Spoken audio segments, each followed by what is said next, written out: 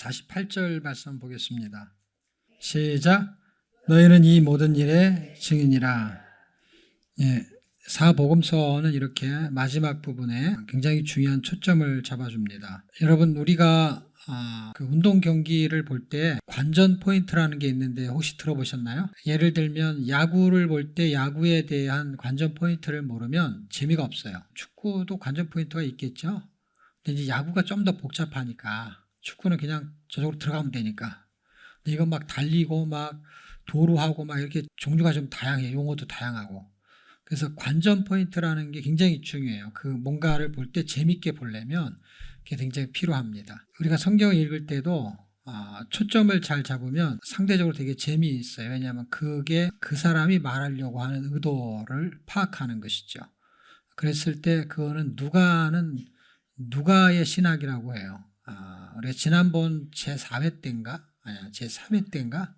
3회 때는 요한의 신학에 대해서 했죠. 그래서 요한복음, 요한 1, 2, 3서, 그 다음에 요한계시록, 이렇게 5권을 우리가 말통축제 때 했죠. 제1기 때는 신약성경 전체를 하고, 2기 때는 여기서 했죠. 소선지서 12권을 전체를 성전의 주제를 가지고 설명을 했었고요. 그리고 지난 4기 때는 잠언을 가지고 설명했고, 이번에 이제 누가의 신학을 하는데, 누가의 신학은 누가의 관점으로 이해하셔야 돼요.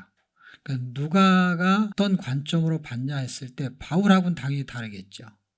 바울하고 다르다는 건 뭐냐면 바울이 갖고 있는 위치의 관점, 율법에 정통한 위치의 관점에서 쓰는 거와 사서로 기록을 해요. 누가복음과 사도행전은 스토리 라인이 굉장히 중요하게 끌고 가요. 그러니까 스토리텔러인 거예요, 이 사람은요. 그러니까 글을 잘 쓴다라는 의미는 뭐냐면 말을 잘 끌고 가는 거예요. 글을 잘 써가지고 소설을 쓰듯이 그 이야기 전개, 스토리텔링을 할 수 있는 실력자인 거예요, 이 사람은요. 바울의 글을 보십시오. 스토리텔러가 아니에요. 무슨 말인가 아시죠? 그 글을 읽으면 로마서 하는 거 그냥 학문적인 거예요. 그러니까 로마서가 잘 이해가 안 되는 사람은 누가복음을 보면 되는 거예요. 그러니까 누가복음하고 로마서는 틀리지 않습니다. 당연히 관전 포인트가 다르죠. 다른데 이제 어떻게 접근할 거냐는 거야. 그러니까 아이들이 로마서 읽으면 재미가 없죠. 근데요, 복음서를 읽으면 재밌어요. 그리고요, 드라마 바이블에서도 그렇지만 어떤 성경들은 일단 마귀가 나오잖아요, 만약에. 그럼 마귀가 말할 때는 마귀 목소리로 말을 해요. 그러면요, 우리가 이 통독을 해봤거든요. 그럼 아이들한테 성경을 많이 읽을 때, 이게 뭐 수십 년 전부터 이제 교회에서 했던 프로그램인데 우리가 성경을 들려줘요. 그럼 아이들이 성경 잘 안 읽는데 다 펴놓고 있는 거야. 마가복음을 다 폈어. 다 프린트, 성경을 주는 게 아니라 A4로 다 프린트 해가지고요, 화에다 집어넣어가지고 이렇게 넘기면서 보는 거예요. 그런데 아이들이 보는지 안 보는지 알 수가 없어요. 어른들은 그 정도를 가지고 뭐 안 읽고 읽었다 이러진 않죠. 근데 아이들은 아직까지 그런 도덕적인 관념이 없기 때문에 그리고 안 읽어요. 그냥 안 읽는데 읽혀야 되는데 읽었는지 안 읽었는지 확인할 길이 없잖아요. 왜 가만히 그냥 있으면 되는 거니까. 가만히 어떻게 하냐면 5절쯤 될 때마다요, 5절이라고 말을 해야 돼요. 우리도 다 해봐가지고 수가 되게 많아요. 아이들도 수가 많고 우리도 수가 많고, 그래갖고 이렇게 읽다가 5절을 해야 되는 거야. 그 다음에 5절은 10절이잖아요 5절 10절 그거를 다 해야 되는 거야.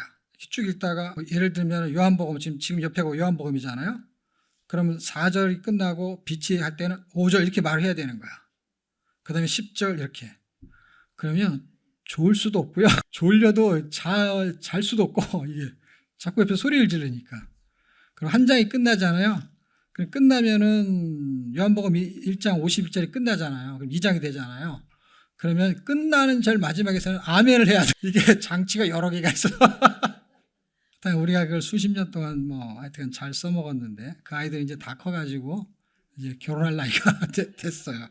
그래서 이제 이런 거를 이제 우리는 잘 안 하는데, 하여튼 수도 없이 많은 걸 우리가 해봤어요. 수도 없이 많은 걸. 실전에 굉장히 강하죠. 그러니까 그냥 알아서 읽는 게 아니라 같이 해보고, 애들도 해보고, 어른도 해보고, 빨리 읽어보고, 천천히 읽어보고, 소리내서 읽어보고, 듣기도 하고, 그냥 5만 가지를 다 해봤습니다. 어쨌든 아이들한테 접근할 수 있는 게 좋은 거. 근데 마가복음이잖아요. 마가복음에서 이렇게 쭉 나올 때요, 그 소리를 듣다가 예수님이 말할 때 있고 귀신이나 마귀가 말할 때가 있어요. 얼마나 재밌는지 아세요? 아이들이요, 특이한 소리는요 다 따라서 해요. 안 시켜도 그 뉘앙스를요. 이들이 말하는 그 뉘앙스와 분위기를 통해서 이게 스토리가 움직이는 거죠. 그러니까 스토리는 아이들한테 되게 좋죠. 학습을 좋아하는 사람들은 노마서가 좋겠죠. 왜냐하면 학습을 해야 되는데 이거 스토리텔러는요 그냥 말을 해야 될 걸 길게 쭉 설명을 많이 하는 것이죠. 그런데 누가복음이 지금 우리가 읽었듯이 20넉장이잖아요. 그 다음에 사도행전 28장이잖아요. 이름이 더 길어요. 그 정도로 누가복음이 되게 긴 내용이 전개되고 있습니다. 그렇게 길게 설명을 하고 누가의 관점이 누가의 신학인데 누가가 쓰고 있는 그 내용들은 의사의 개념을 갖고 있는 예리한 부분도 있지만 그는 바울의 신학을 전수받을 수 있는 토양을 가진 사람이에요. 그러니까 헬라적인 문화에서 상당히 익숙한 수련을 받은 사람이에요. 단순하게 의사로만 생각하면 절대로 안 돼요. 그러니까 그 사람이 의사였는데 의사라는 거는 골로새서 쪽에서 말해요. 누가 하는 의사였다는 얘기는 여기서 말하지 않고 이제 바울 서신에서 설명을 하죠. 그래서 그게 이제 인물 성격 공부를 하는 거죠. 그렇지만 누가가 어떤 사람이냐는 건 의사보다 더 중요한 게 있어요. 그거는 뭐냐면 의사라는 건 거기다 기록했고 우리가 생각하는 의사인 거예요. 근데 그건 하나도 중요하지가 않아요. 왜 그러냐면 이 사람이 지금 글을 전개시키고는 1장서부터의 내용이 다른 글을 읽고 이 사람이 그거를 자기 말로 정리해서 쓸 수 있는 실력이 있는 사람이라는 거야. 그런데 율법을 모르면 율법을 갖다가 쓸 수 없어요. 그냥 갖다 베낀다고 되는 게 아니라 그걸 자기 말로 풀어서 써요. 그래서 자기 말로 풀어 쓴 게요. 어떤 게 나오냐면 잘 보세요. 족보가 나오는데요. 족보를 이렇게 거꾸로 쓴 사람이 이 사람밖에 없어요. 여러분 성경에 보시면 족보가 굉장히 많이 나와요. 지금 여기서 말하는 복음서의 족보는 마태복음하고 누가복음은 대조적인 족보고 이 족보 말고 족보라는 게 있잖아요. 족보가 거꾸로 된 족보가 있어요? 없어요. 이 사람의 관점은 되게 특이한 거예요. 특이하다는 건 뭐예요? 남들이 보지 못하는 걸 볼 수 있는 실력이 있는 사람이에요. 실력이. 그런데 구약을 갖다 썼다 그러면은요 율법에도 지식이 있는 사람이에요. 그럼 뭐예요? 신학적인 수준이 바울과 같은 수준은 아니더라도 거기에 버금가는 신학자적인 율법을 그 당시에는 이제 율법학자 신학자의 개념으로 보니까 그 당시는 율법을 갖다가 자기 말로 정리할 수 있는 실력이 있다라는 거예요. 구약에도 상당히 많이 열려 있고 그 다음에 이방인한테 이것을 전수할 수 있는 그런 언어적인 실력을 갖고 있어요. 자, 그건 이제 제가 두 가지로만 설명할 건데 그 하나는 관점이 다른 게 그 족보고요.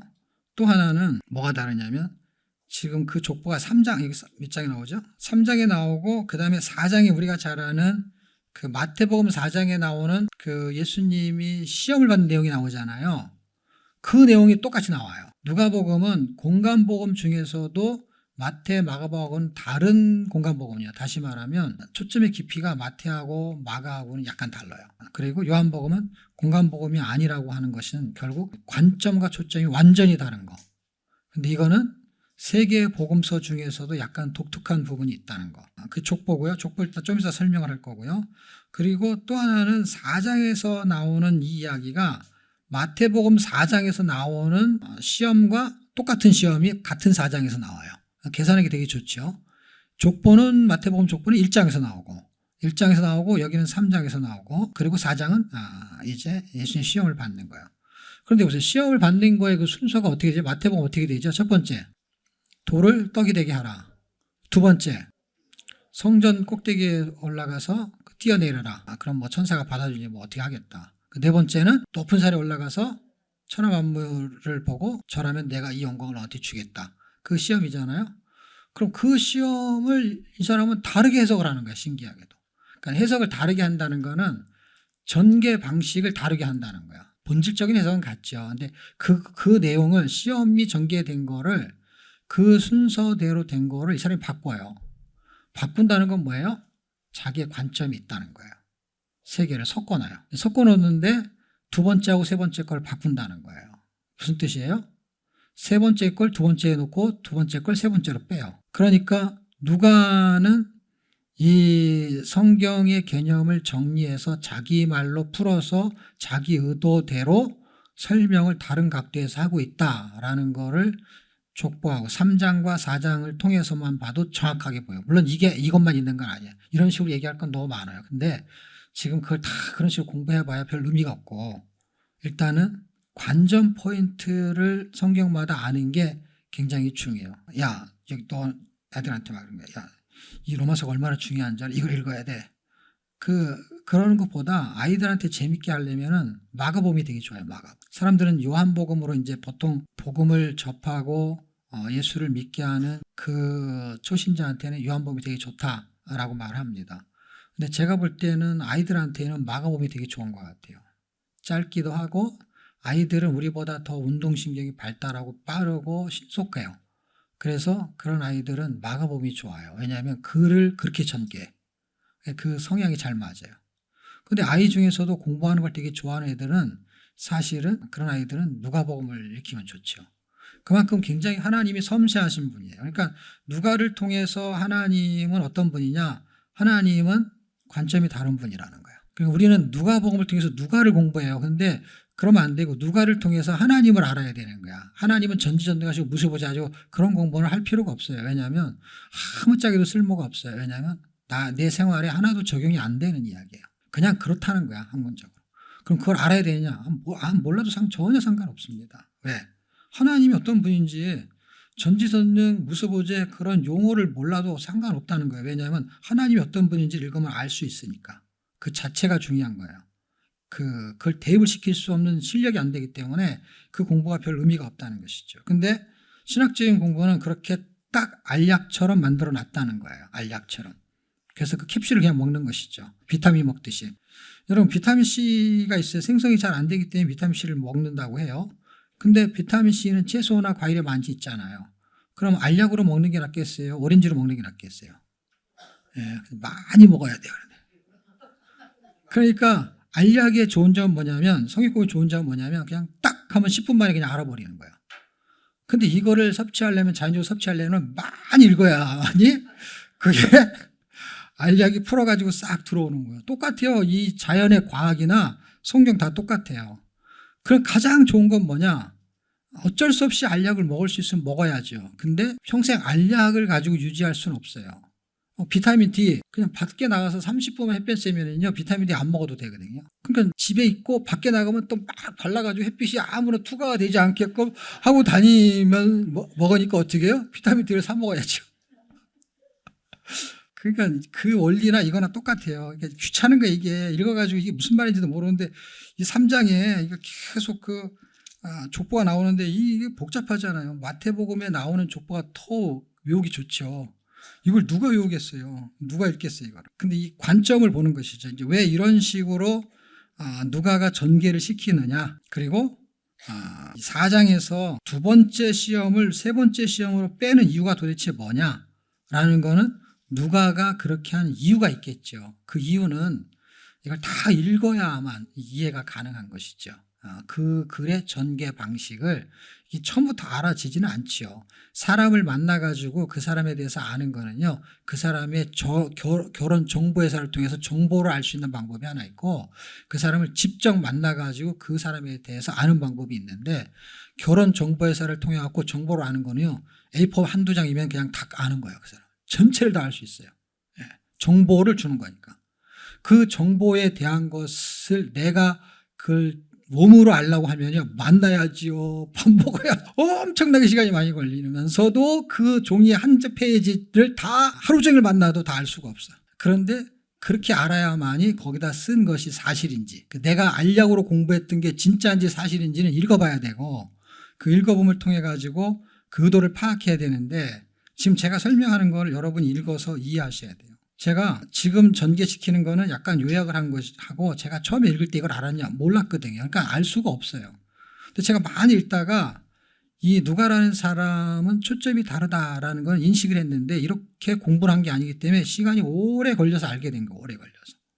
그 오래 걸려서 알게 된 것을 여러분이 똑같이 오래 걸려서 알 필요는 없어요. 근데 이거는 알약하고 달라. 무슨 얘기냐면, 알약을 공부해서 알약을 전달하는 그 경로와 이거를 반복적으로 읽어가지고 그 다음에 공부한 것도 있고, 이게 다 믹싱이 되는 거예요. 이 지식이라는 거는 읽은 거 하나만 가지고 되는 게 아니라 읽었던 거, 설교 들었던 거, 그 다음에 신학교에서 배웠던 거 이런 게 다 어우러졌는데 이 읽는 것을 그때 배웠던 것을 이거는 쫙 펴놓는 것이죠. 쫙 펴가지고 그걸 계속 읽으면서 그것이 어떻게 연결되는지가 이제 어느 날 꿰지게 되잖아요. 그러면 그것을 읽은 것으로서 설명을 쉽게 해주는 걸 들으면 읽으면 그게 빨리 열려요.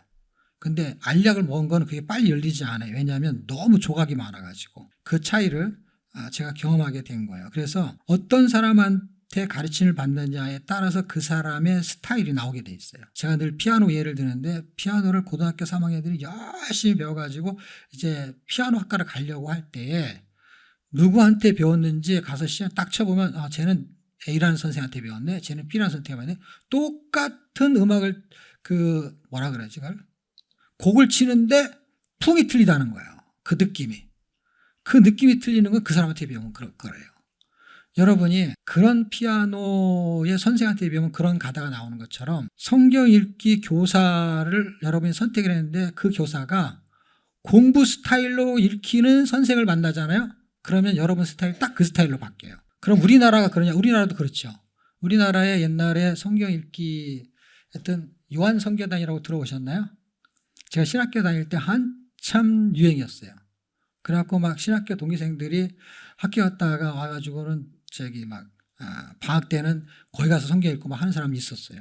꽤 오래전이죠. 한 30년 전만 해도 엄청나게 한국에서 그 당시에는 이렇게 뭐 이해사본이 이런 성경 읽기 이렇게 센세이션이 일어나기 전이죠. 그때 그 요한 선교단이 그분 이제 돌아가셨는데 그분이 성경을 읽는 거야. 근데 그 사람이 있는 성경 읽기 단체에 가서 성경 읽잖아요. 그럼 그 사람하고 똑같은 현상이 나타나요. 신기하지 않습니까? 막 역사를 전공하고 역사를 공부해서 배운 사람한테 가가지고 거기에 성경 읽기에 가잖아요. 그러면 그 사람들이 역사를 많이 알면서 성경 읽으면서 그런 제자를 계속 만들어내는 거예요. 잘못됐다는 게 아니라 그 풍이 나온다는 거예요. 그래서 공부를 하는 사람은 계속 공부만 하는 거예요. 근데 읽기도 똑같아요. 읽기도 읽기만 하는 게 아니라 읽는다고 하면서 공부를 하는 공부식 읽기를 하는 사람이 있는 거예요. 그 스타일이 나오는 거예요.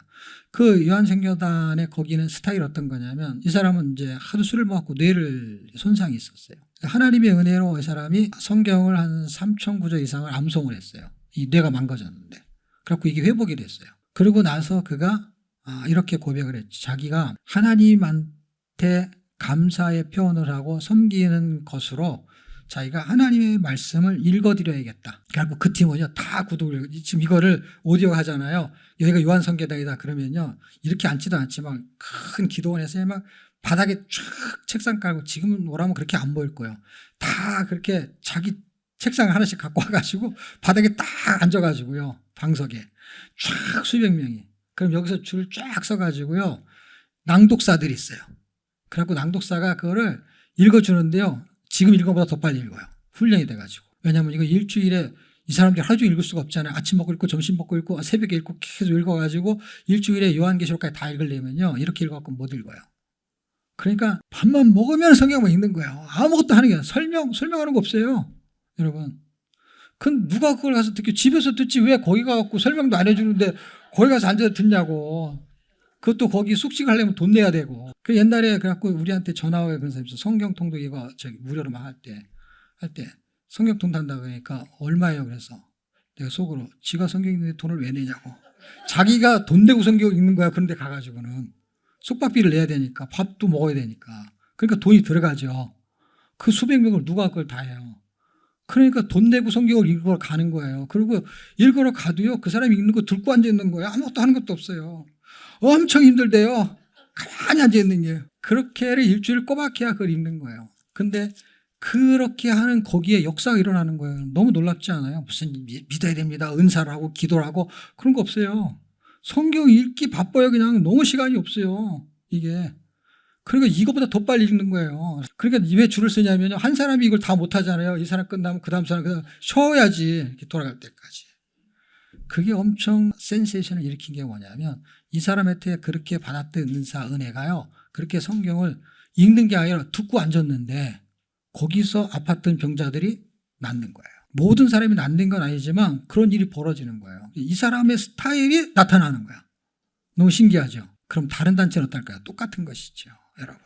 그러니까 여러분이 자꾸 다니는 데가 여러분의 스타일인 거야. 나한테 맞는 걸 가는 거니까 결국에는.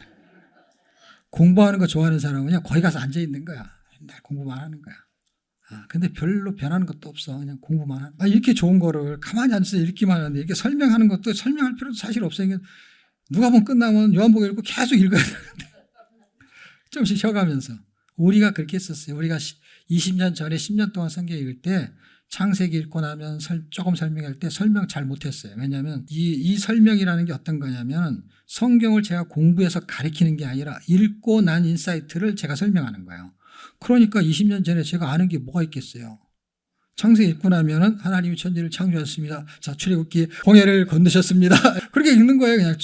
그러니까 우리 팀에 오는 사람들은 다 뭘 하냐? 성경을 많이 읽어요.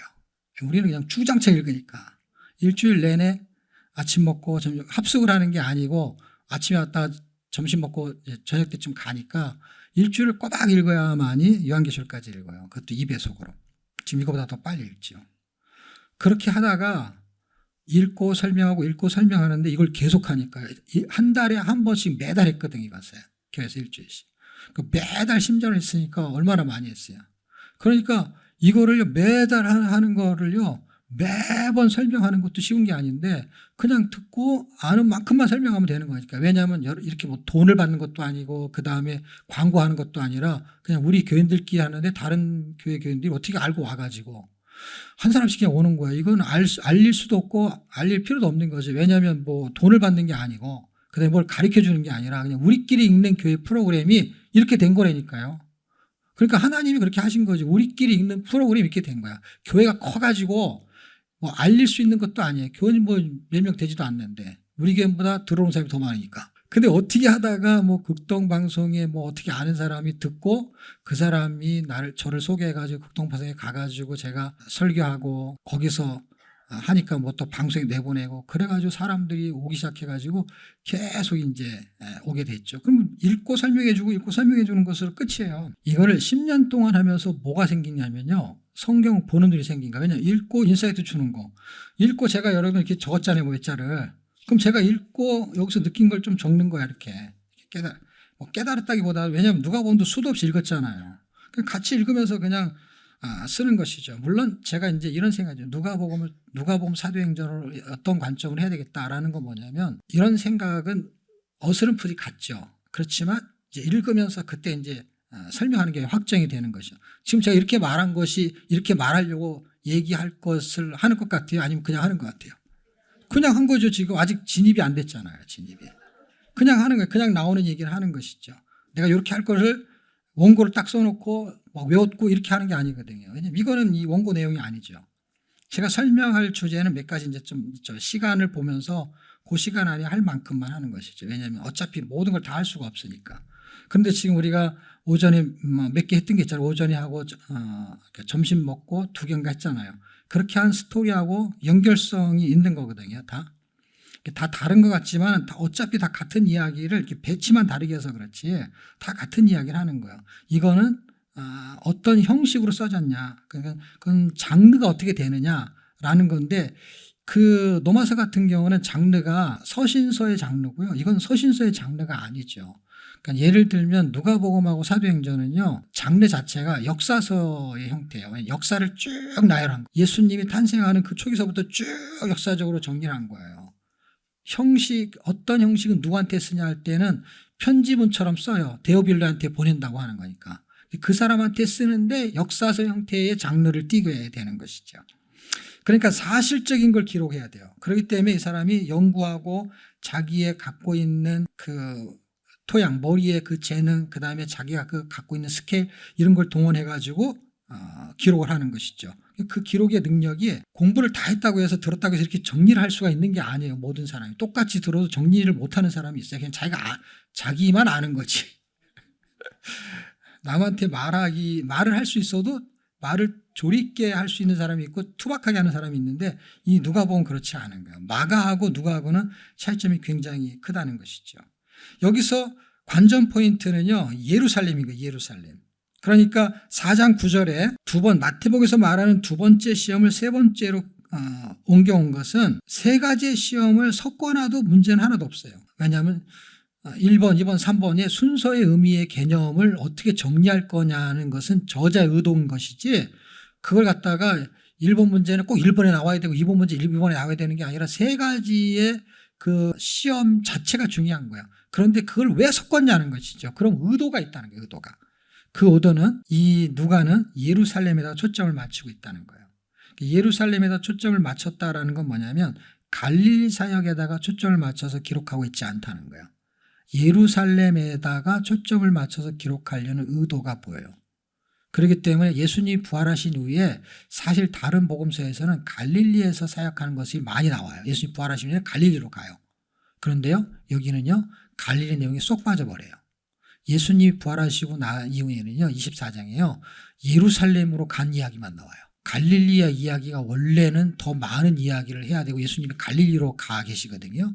그런데 예루살렘에 있는 것을 부각시키면서 갈릴리 얘기는 아예 빼버린단 말이에요. 그러면은 뭐예요? 관전 포인트.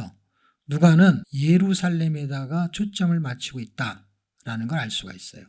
근데 이거는 누가복음은 누가만 쓴 게 아니잖아요. 그러니까 누가가 누가복음만 쓴 게 아니라 사도행전을 같이 썼잖아요. 이것이 원래는 한 권의 책이에요.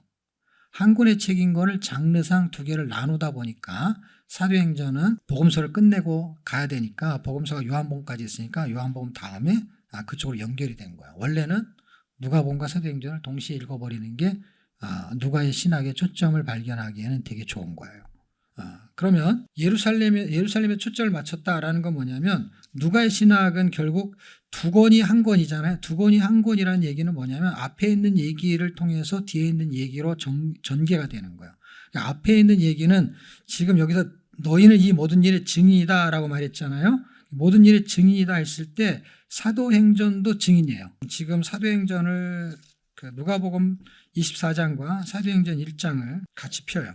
그러면 24장과 사도행전 1장의 연결고리를 갖는 게 뭐하고 연결고리를 갖냐면 증인이라고 연결고리를 가져야 돼요. 왜냐하면 24장이 증인으로 끝나요. 사도행전은 증인으로 시작해요. 8절 찾으셨나요? 사도행전 1장 8절 찾으셨죠? 시작. 오직 성령이 너희에게 임하시면 너희가 권능을 받고 예루살렘과 온 유대와 사마리아와 땅끝까지 이르러 내 증인이 되리라 하시니라. 여기에서는 이제 사도행전은 성령 현재에서 성령에다 초점을 많이 잡아요. 그런데 성령에다 잡는 거는 이제 포인트가 다른 의미를 부여하는 거고, 지금 누가는 증인에다 초점을 잡고 지금 전개를 시키는 거야. 그러니까 증인, 너희는 이 모든 일의 증인이다 했을 때 전반부의 증인과 후반부의 증인을 이해하셔야 돼요. 첫 번째 누가복음의 증인은 뭐냐면 구속사의 지식에 대한 증인이에요.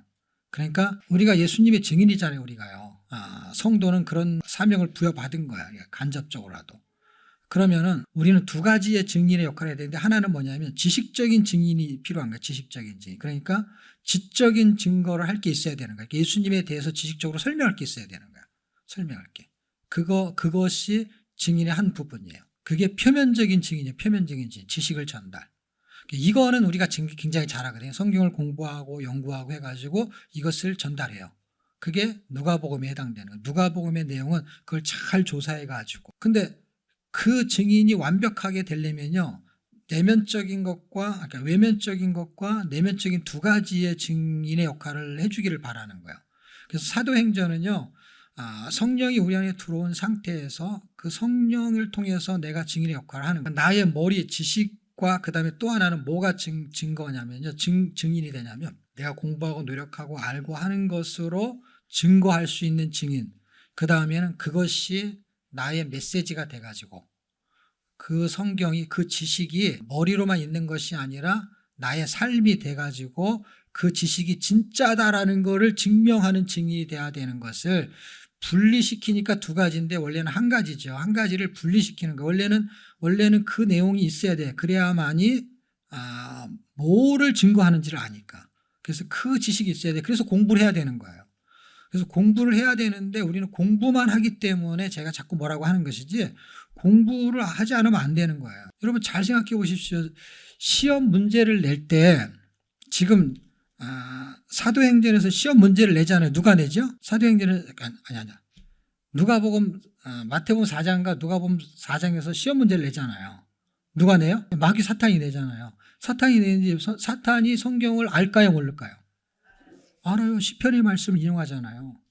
시편의 말씀을 인용한다는 건 시편을 공부했다는 거예요. 누가? 사탄이 성경을 열심히 공부한다니까요. 하나님이 이 동산 중앙에 있는 나무의 실과를 먹지 말라라 이거를 공부한다니까요. 알고 있다니까요. 근데 우리가 모르잖아요. 사탄이 시험 문제를 내도 이게 성경에서 내는 건지 백과사전에서 내는 건지 모른다니까. 우리는 시험 문제가 어디서 출제되는지를 몰라. 이게 성경에서 내는 건지 아니면 마귀가 지어낸 건지. 마귀도 성경을 공부해요. 당연히 우리가 성경을 공부해야죠. 마귀보다 성경을 더 몰라. 그래도 성경을 열심히 읽어요. 주님이 뭐라고 말씀하셨지? 열심히 읽어가지고 그걸로 우리를 시험해요. 마귀가 정말 대단한 거예요. 마귀가 나쁜 놈 같은데요. 마귀가 나쁜 게 아니라요. 뱀처럼 지혜로운 거예요. 나쁜데 지혜로운 거예요.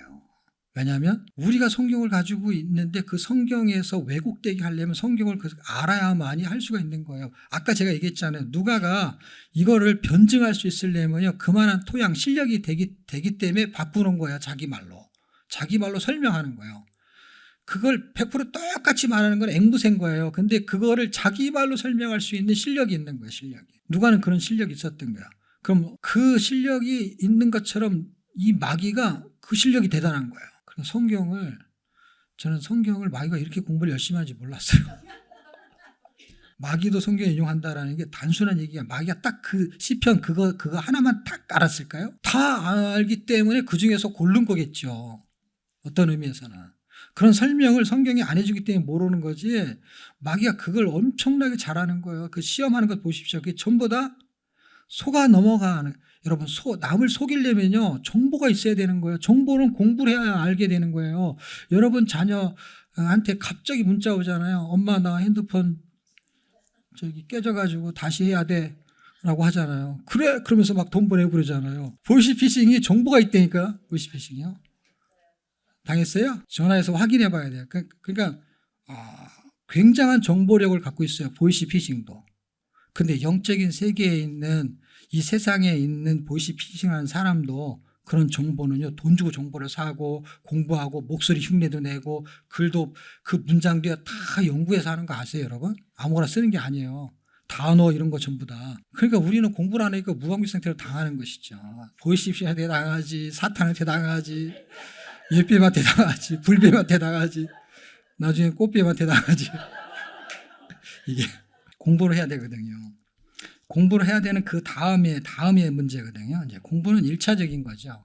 그 다음에 그 지식을 갖고 있는 것이 맞다라는 걸 증명하는 것은 그 지식이 아니라는 걸 이해하셔야 돼요. 그게 맞다라는 걸 증명하려면요. 내가 삶으로 그거를 증명해야 돼요. 그게 사도행전이에요. 그래서 사도행전은 그 삶으로 다 나타나는 거예요. 사도행전은 성령행전이라는 것으로 설명할 수 있지만 또 하나는 뭐냐면 그게 성도가 그렇게 살아내는 걸 설명하는 거야. 근데 그렇게 살아내려면은 뭐가 있어야 되냐면 성령이 반드시 있어야 된다는 거예요. 예. 그래서 성령이 중요한 것이지. 그런데 내가 그렇게 살아야 돼요. 살아야 되는 것을 성령이 주도한다는 건 무슨 의미예요? 하나님이 원하신다는 거죠. 그러니까 여러분들이 아이들 말 안 들으면 얘기하잖아요. 막 엄마가 신방 갔다 올 동안 집에서 양치도 하고 숙제도 하고 그런 거 다 하고 텔레비전 보지 말고 그다음에 이거 이렇게 먹으면 그 휴지통에 버리고 저기 싱크대에 갖다 놓고 이렇게 쫙 다 설명을 하고 신방을 딱 갔다 오잖아요. 근데 양치도 안 하고 있고 숙제도 안 하고 있고 텔레비 켜져 있고 그다음에 먹은 거 그냥 어지럽혀 있잖아요. 엄마가 원한 건 이미 말했잖아요.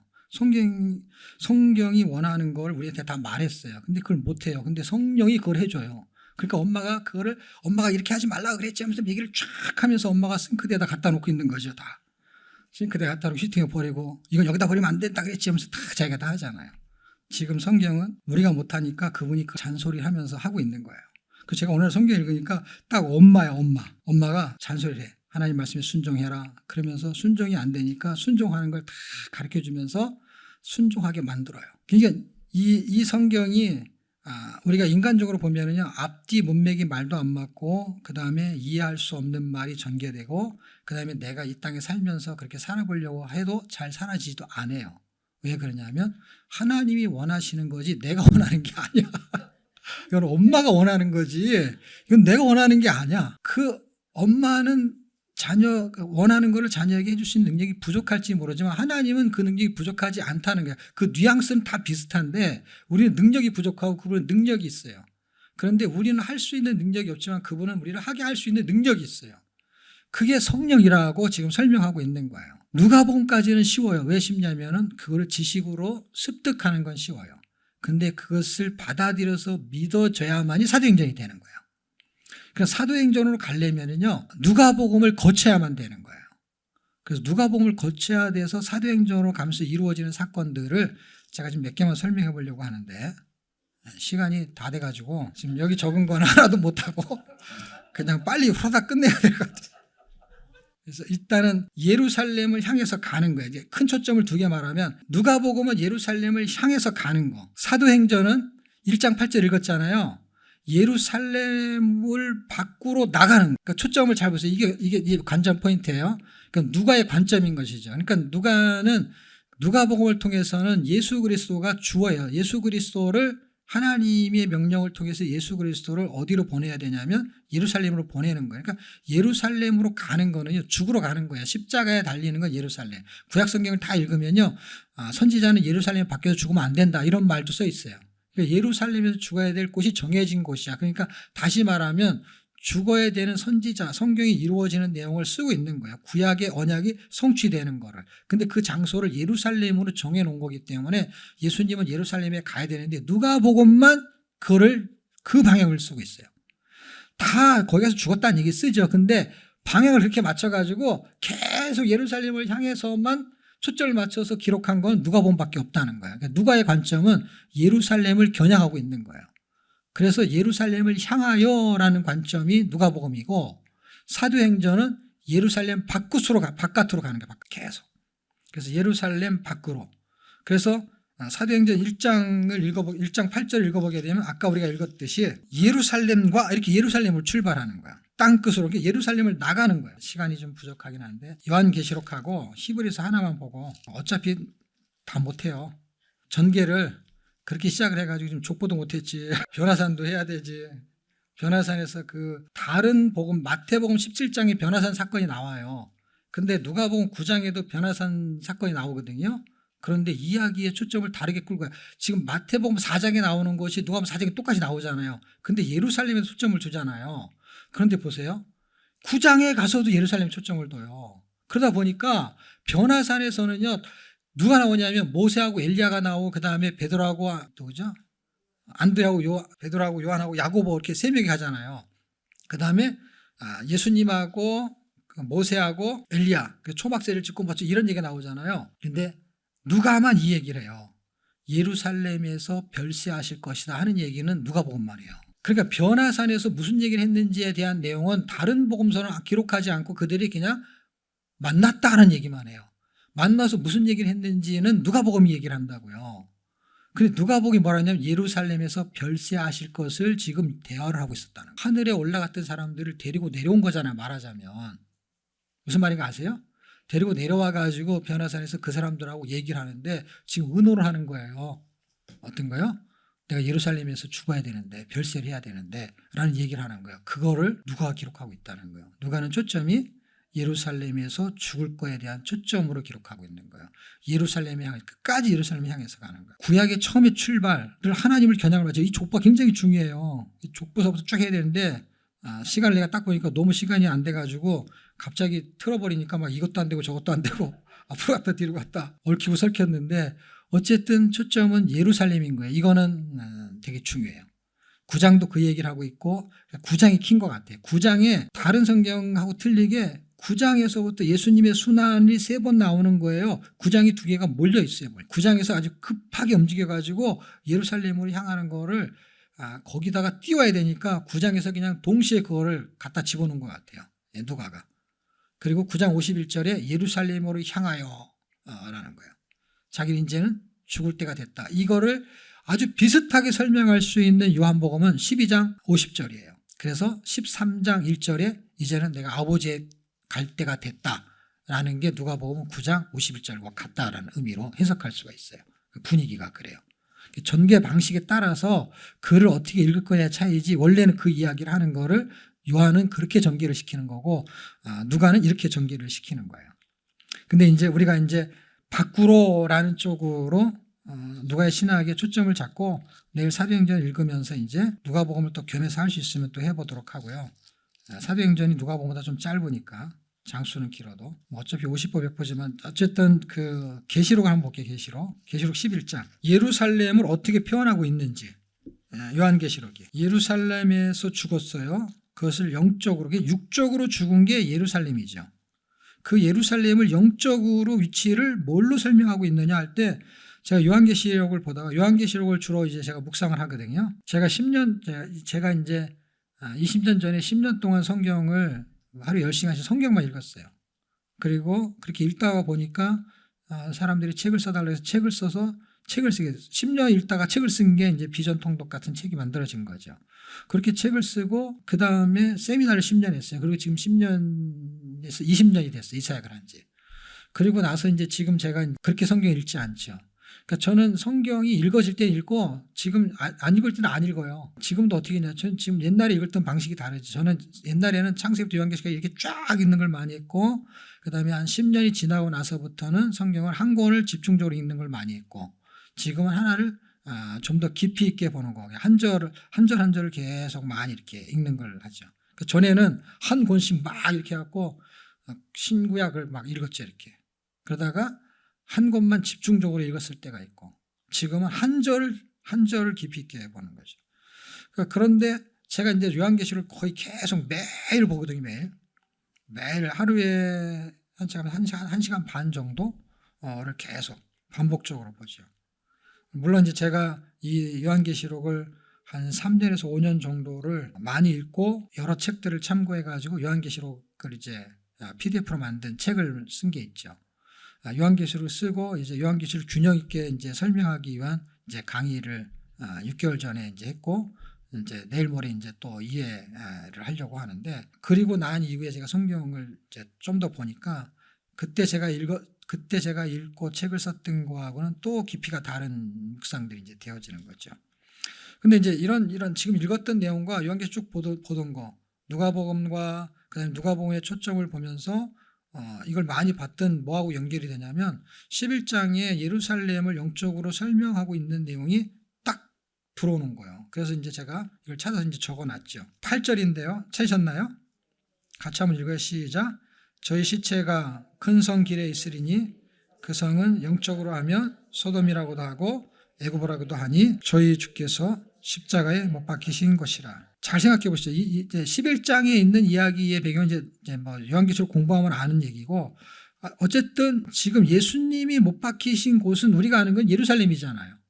근데 예루살렘인 그곳에 이 두 증인이 죽었어요. 죽었는데 그 위치를 예루살렘, 예수님이 십자가에 못 박히신 거기서 죽었다는 얘기를 하는 거잖아요, 지금. 그런데 영적으로 하면 거기가 어디라는 거예요? 소돔이고 또 어디예요? 애굽이라고 하는 거예요. 그러니까 예수님은요, 이 땅에 오셔가지고 팔레스틴이라는 어떤 지역, 베들레헴이라는 곳에 있다가 그 지역이 넓게 보면 이스라엘이죠. 그런데 좁게 보면 이스라엘도 어때요? 고리가 있는 거잖아요. 그러니까 예루살렘도 있고 그다음에 베들레헴도 있고 있는데 그 지명을 정확하게 설명해 주고 있다는 거예요. 누가가 지금 이 정확하게 증명해 주고 있는 그 위치를 예루살렘으로 보고 있으면서 그 위치가 미가서나 아니면 이사야서 설명하고 있는 그 내용들이 처녀가 잉태할 것이다, 그 다음에 베들레헴에서 탄생할 것이다 하는 것을 인용하고 있거든요. 그러니까 계속 처녀라는 단어가 나올 거야, 아마 1장, 2장 이렇게 보면은. 그런데 그 위치가 베들레헴이죠. 근데 탄생은 베들레헴에서 하고 죽는 건 어디서 죽어요? 예루살렘에서 죽죠. 근데 지금 11장으로 여기 요한계시록 오게 되면은요, 이거를 넓게 보고 있다는 거예요. 넓게 보고 있다는 건 뭐예요? 예수님은 예루살렘에서 죽었지만 예루살렘은 어디에서 죽은 거예요? 이스라엘에서 죽은 거죠. 한국이 아니고. 더 넓게 보면 어디서 죽은 거예요? 세상에서 죽은 거예요.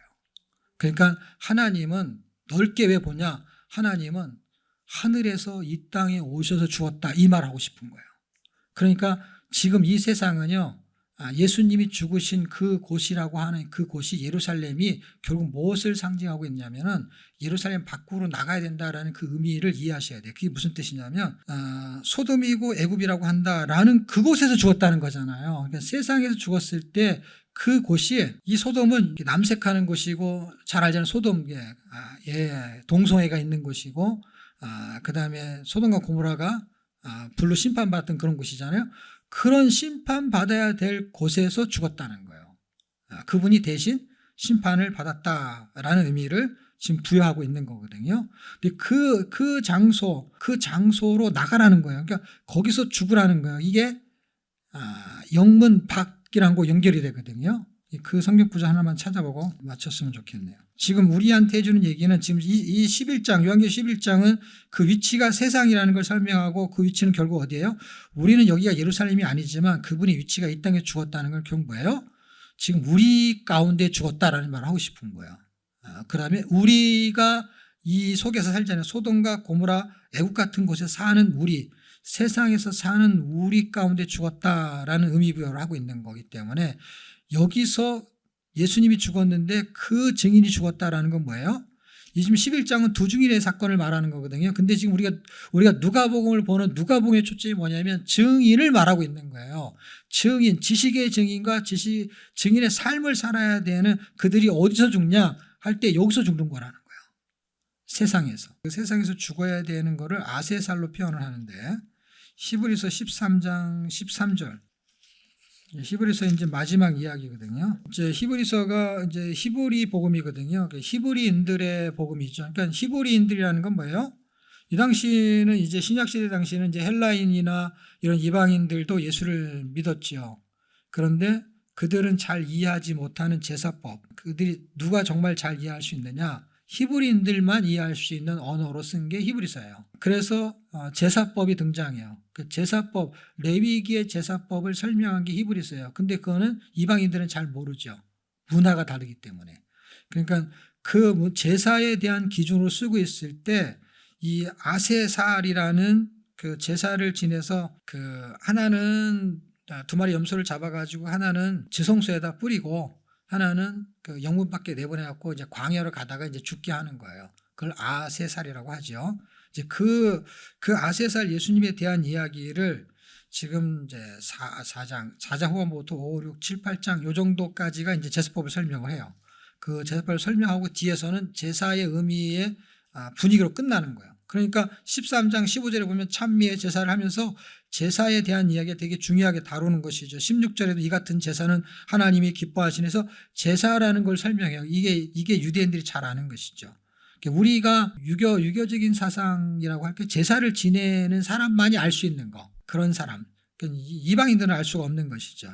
헬라인들은. 그 의미를 가지고 설명하는 게 이제 11절부터, 육체는 영분 밖으로 불사르며 그러므로 예수도 자기 피로서 백성을 거룩하게 하려고, 그러니까 그분이 거룩하게 하려고 이 땅에 오셨어요.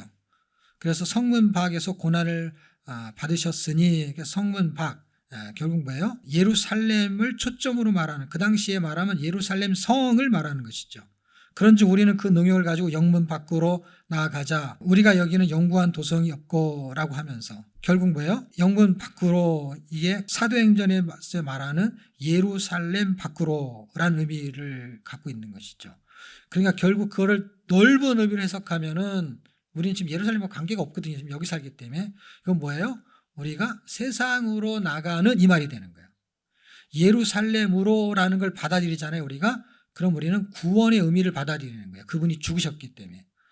그런데 그 죽으심을 받아들여서 우리가 구원을 받아서 성령이 우리 안에 들어오면은 세상으로 다시 가는 거예요. 예수 믿고 구원받아 천국으로 가는 게 아니라 예수 믿고 구원받고 세상으로 오는 거예요. 희한하지 않습니까? 우리를 그렇게 살게 하겠다는, 예수님이 그렇게 사셨고 우리를 그렇게 살게 하겠다는 거예요.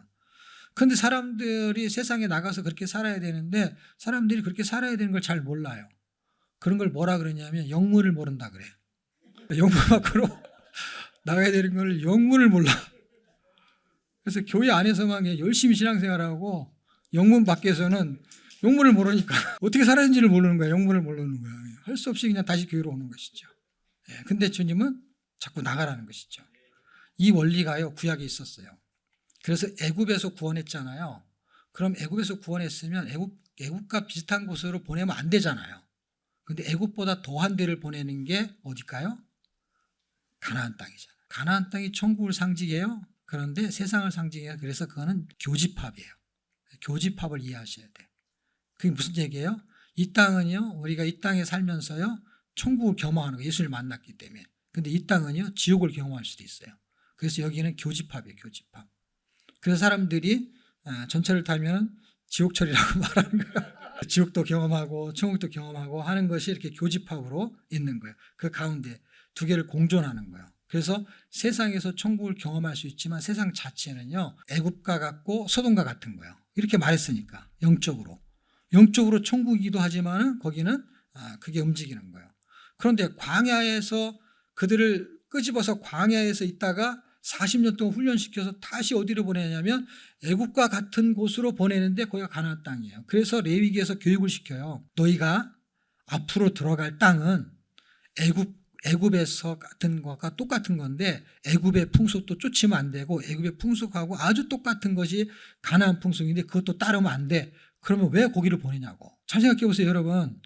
이 가나안 땅은 적과 꿀이 흘러 이것만 있는 게 아니라 거기는 애굽에서 했던 거와 똑같은 게 있어. 그렇기 때문에 거기 가면은 내가 강해에서 훈련시킨단 말이야. 40년 동안 훈련을 시키면서 거기 가면은 이 애굽하고 똑같은 살았던 그 삶을 사람들이 사는데 그거 따라가면 안 돼. 그렇게 하면서 거기를 왜 보내냐고요. 이걸 이해. 그게 영문 밖으로 가는 거거든요. 이 안에서 예루살렘을 향하여라는 것이 결국 거기서 죽으면 예루살렘 밖으로 되는 거예요. 이게 딱 교집합처럼 딱 맞물려 있는 거야. 그러니까 누가복음과 사도행전은 그런 관점으로 읽으시게 되면 나머지는 그 관점 안에 다 들어오는 거야. 나머지는 사도행전에서 다루도록 하겠습니다. 오늘 여기까지만 하겠습니다. 수고하셨습니다.